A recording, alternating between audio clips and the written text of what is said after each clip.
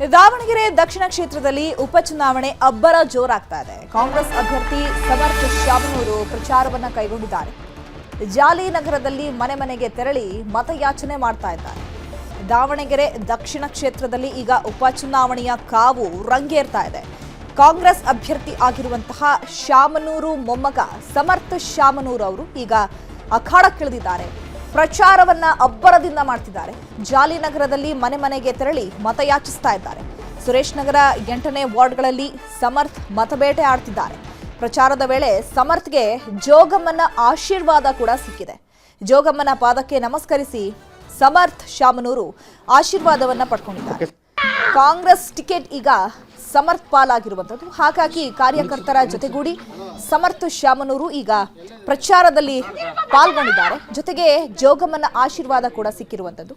ಯಾಕಂದ್ರೆ ಶಾಮನೂರು ಶಿವಶಂಕರಪ್ಪನವರ ನಿಧನದಿಂದ ತೆರವಾಗಿರುವಂತಹ ಈಗ ಆ ಜಾಗಕ್ಕೆ ಶಾಮನೂರು ಮೊಮ್ಮಗ ಆಗಿರುವಂತಹ ಸಮರ್ಥ ಶಾಮನೂರು ಅವರು ಅಖಾಡಕ್ಕಿಳಿದಿದ್ದಾರೆ. ಕಾಂಗ್ರೆಸ್ ಟಿಕೆಟ್ ಸಿಕ್ಕಿರೋದ್ರಿಂದ ಅಬ್ಬರದ ಪ್ರಚಾರವನ್ನ ಮಾಡ್ತಿದ್ದಾರೆ.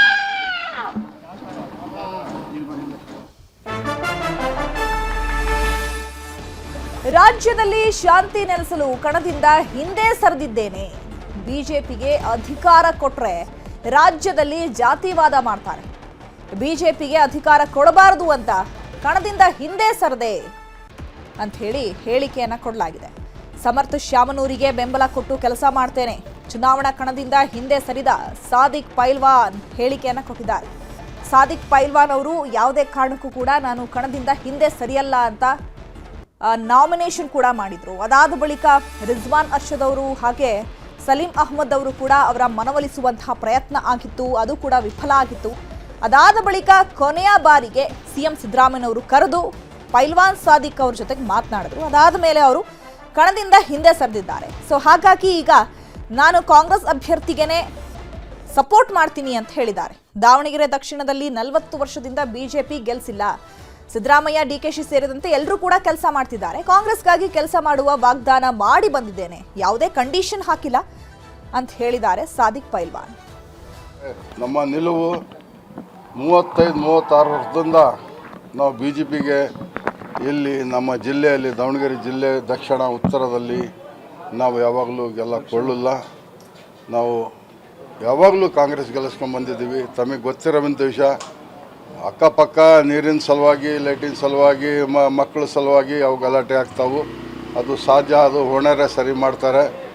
ಆದರೂ ನಮ್ಮ ರಾಜ್ಯದಲ್ಲಿ ಶಾಂತಿಯನ್ನು ನಿಲ್ಲಿಸಿರ್ತಕ್ಕಂಥ ಸಿದ್ದರಾಮಯ್ಯಜಿಯವರು, DK ಶಿವಕುಮಾರ್ ಅವರು, ಸುರ್ಜೇವಾಲ ಅವರು, ಸಲೀಂ ಅಹಮದ್ ಅವರು, ರಿಜ್ವಾನ್ ಅರ್ಷದ್ ಅವರು, ಭೈರತಿ ಅವರು, ಅನೇಕ ಜನ SS ಮಲ್ಲಿಕಾರ್ಜುನ್ ಅವರು, ಅನೇಕ ಜನ ಇದಕ್ಕೆ ಭುಜಕ್ಕೆ ಭುಜ ಹಚ್ಚಿ ರಾಜ್ಯದಲ್ಲಿ ಶಾಂತಿ ಇರಬೇಕು, ಶಾಂತಿ ನಿಲ್ಲಿಸಬೇಕು. ನಾವು BJPಯವರಿಗೆ ಆಡಳಿತ ಮಾಡ್ತಾರೆ, ಅವರು ಜಾತಿವಾದ ಮಾಡ್ತಾರೆ, ಅದಕ್ಕೋಸ್ಕರ ಅಂಥೇಳಿ ನಾವು ಕಾಂಗ್ರೆಸ್ಸಿಗೆ ಒಂದು ಗಾದಿ ಇದೆ, ಒಂದು ಪಿಕ್ಚರ್ನಾಗ ಹಾಡು ಹೇಳ್ತಾರೆ, ಮರಳು ಬಂದೆ ಸೀತೆ ಅಂಥೇಳಿ. ಆ ಥರ ನಾನು ಮರಳು ಬಂದಿದ್ದೇನೆ, ಬಂಡಾಯ ಅಭ್ಯರ್ಥಿ ನಾನು ತೊರೆದು ನಾನು ಯಾವಾಗಲೂ ಕಾಂಗ್ರೆಸ್ನೇ ನಡಿ ಮಂತಂದರು. ನಾವೆಲ್ಲ ತಾಯಿ ಕಡೆಯಿಂದ, ತಂದೆ ಕಡೆಯಿಂದ ನಾವು ಯಾವಾಗಲೂ ಕಾಂಗ್ರೆಸ್ಸಿಗೆ ದುಡ್ಕೊಂಡ್ಬಂದಿದ್ದೀವಿ. ಮುಂದಾದ್ರೂ ನಾವು ಕಾಂಗ್ರೆಸ್ಸಿಗೆ ದುಡಿತೀವಿ. ನಂದು ಏನು ಬೇಡಿಕೆ ಇಟ್ಟಿಲ್ಲ. ಯಾವುದೇ ಒಂದು ನಿರ್ಧಾರ ತೊಗೊಳೋದಾದರೆ ಯಾವ ಕಂಡೀಷನ್ ಇಟ್ಟಿಲ್ಲ. ಆಯಿತು ದನಿ ಅಂತೇಳಿ ಬಂದು ನಾನೆಲ್ಲ ಚುನಾವಣೆಗೆ ನಾನು ಹೋಗ್ತಾ ಇದ್ದೀನಿ. ನಮ್ಮ ನಿಲುವು 30. ಈ ಬಗ್ಗೆ ಮತ್ತಷ್ಟು ಮಾಹಿತಿಯನ್ನು ಕೊಡ್ತಾರೆ ನಮ್ಮ ಪ್ರತಿನಿಧಿ ಸಂಜಯ್ ಫೋನ್ ಸಂಪರ್ಕದಲ್ಲಿ ಜಾಯ್ನ್ ಆಗಿದ್ದಾರೆ. ಸಂಜಯ್, ಮೊದಲಿಗೆ ಬಂಡಾಯ ಅಭ್ಯರ್ಥಿ ಆಗಿದ್ದಂತಹ ಸಾದಿಕ್ ಪೈಲ್ವಾನ್ ಅವರು ನಾನು ಕಣದಿಂದ ಹಿಂದೆ ಸರಿಯಲ್ಲ ಅಂತ ಹೇಳಿದ್ರು. ಸಾಕಷ್ಟು ಕಾಂಗ್ರೆಸ್ ನಾಯಕರು ಕೂಡ ಮನವೊಲಿಸೋ ಕೆಲಸ ಮಾಡಿದ್ರು, ಸೊ ವಿಫಲ ಆಯಿತು. ಕೊನೆಗೆ ಸಿಎಂ ಸಿದ್ದರಾಮಯ್ಯನವರು ಯಾವ ರೀತಿ ಸಾದಿಕ್ ಪೈಲ್ವಾನ್ ಅವರ ಮನವೊಲಿಸುವಲ್ಲಿ ಯಶಸ್ವಿಯಾದ್ರು, ಜೊತೆಗೀಗ ಕಾಂಗ್ರೆಸ್ ಅಭ್ಯರ್ಥಿಗೆ ಯಾವ ರೀತಿ ಸಪೋರ್ಟ್ ಮಾಡ್ತೀನಿ ಅಂತ ಹೇಳ್ತಿದ್ದಾರೆ? ಈಗ ಸಾದಿಕ್ ಪೈಲ್ವಾನ್ ದೊಡ್ಡ ತಲೆನೋವಾಗಿತ್ತು ಕಾಂಗ್ರೆಸ್ಗೆ. ಈಗೆಲ್ಲ ಅಷ್ಟೊಂದು ನಾಯಕರುಗಳು ಬಂದ್ರು ಕೂಡ ಅವ್ರ ಮನೆ ಬಾಗ್ಲಿಗೆ ಯಾವುದೇ ರೀತಿ ಪ್ರೇರ ಮಾಡ್ಲಿಕ್ಕೆ ಆಗಿಲ್ಲ. ಆದ್ರೆ ಎಲ್ಲೋ ಒಂದ್ಸರಿ ಸಿದ್ದರಾಮಯ್ಯ ಅವರು ಕರೆ ಮಾಡಿ ಬೆಂಗಳೂರಿಗೆ ಬರೋ ಅಂತ ಹೇಳಿದ ಸಂದರ್ಭ ಬೆಂಗಳೂರಿನಲ್ಲಿ ಈಗ ಕೆಲವೊಂದು ಬಂದ್ಗಳ ಮೇಲೆ ಏನೋ ಬಗೆಹರಿದಿದೆ ಅಂತಾನೆ ಹೇಳ್ಬೋದು. ಯಾಕಂದ್ರೆ ಈಗ ಬಗೆಹರಿದ ನಂತರ ಈಗ ಏನು ಸಾದಿಕ್ ಪೈಲ್ವಾನ್ ರವರು ಸಮರ್ಥ ಅವ್ರಿಗೆ ನಾನು ಸಂಪೂರ್ಣವಾಗಿ ಬೆಂಬಲ ಕೊಡ್ತೀನಿ ಅಂತ ಹೇಳಿದ್ದಾರೆ.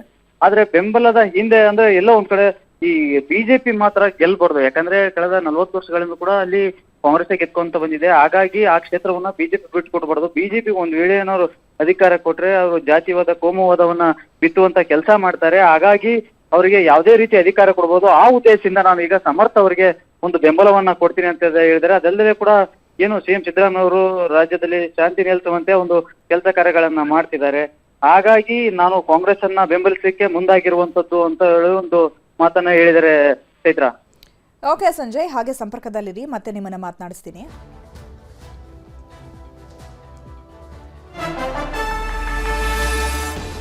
ದಾವಣಗೆರೆ ದಕ್ಷಿಣ ಕ್ಷೇತ್ರದ ಉಪಚುನಾವಣೆ ಹಿನ್ನೆಲೆ ಬಿಜೆಪಿ ರಾಜ್ಯಾಧ್ಯಕ್ಷ ಬಿವೈ ವಿಜಯೇಂದ್ರ ಭರ್ಜರಿ ಪ್ರಚಾರವನ್ನ ಕೈಗೊಂಡಿದ್ದಾರೆ. ತಮ್ಮ ಬಿಜೆಪಿಯ ಅಭ್ಯರ್ಥಿ ಶ್ರೀನಿವಾಸ್ ದಾಸಕರಿಯಪ್ಪ ಪರವಾಗಿ ಬ್ಯಾಕ್ ಟು ಬ್ಯಾಕ್ ಸಭೆ ಮಾಡ್ತಾ ಇದ್ದಾರೆ ಬಿವೈ ವಿಜಯೇಂದ್ರ.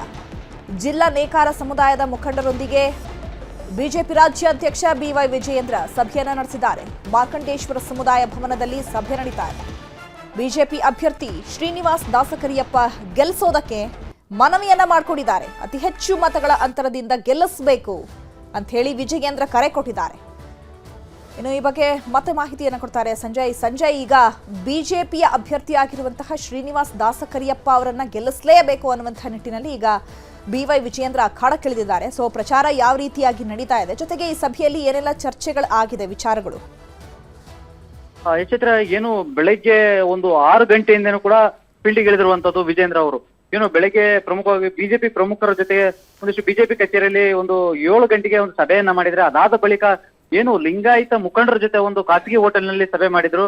ಅದಾದ ಬಳಿಕ ಏನು ಮಧ್ಯಾಹ್ನ ನೇಕಾರರ ಒಂದು ಸಮಾವೇಶ ಮಾಡಿ ಸಭೆಯಲ್ಲಿ ಕೂಡ ಸಾಕಷ್ಟು ಒಂದು, ಯಾಕೆಂದ್ರೆ ಸಾಕಷ್ಟು ಜನ ಸೇರಿತ್ತು ಅಲ್ಲಿ ಕೂಡ ಏನು ಈ ಕಳೆದ ಒಂದು ಸುಮಾರು ಒಂದು 6 ಬಾರಿ ಕೂಡ ಶಾಮನೂರು ಶಿವಶಂಕರಪ್ಪನವರು ಏನು ಆ ದಾವಣಗೆರೆ ದಕ್ಷಿಣ ಕ್ಷೇತ್ರ ಸ್ಪರ್ಧಿಸಿ ಒಂದು ಬಾರಿ ಕೂಡ ಬಿಜೆಪಿಗೆ ಬಿಟ್ಕೊಟ್ಟಿರಲಿಲ್ಲ.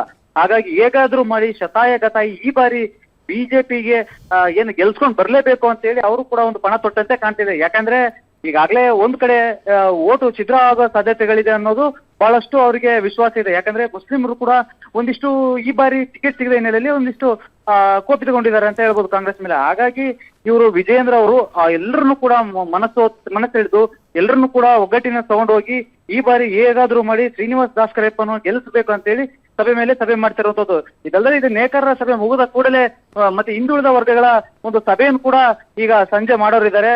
ಅಲ್ಲೂ ಕೂಡ ಏನು ಈ ಒಟ್ಟಾರೆಯಾಗಿ ಇವತ್ತು ಏನು ಬೆಳಗಿಂದನೂ ಕೂಡ ಎಲ್ಲ ದಾವಣಗೆರೆ ನಗರದಂತ ಕೆಲವು ಮುಖಂಡರುಗಳನ್ನ ಭೇಟಿಯಾದ್ರು, ಸಭೆಗಳನ್ನ ಮಾಡಿದ್ರು.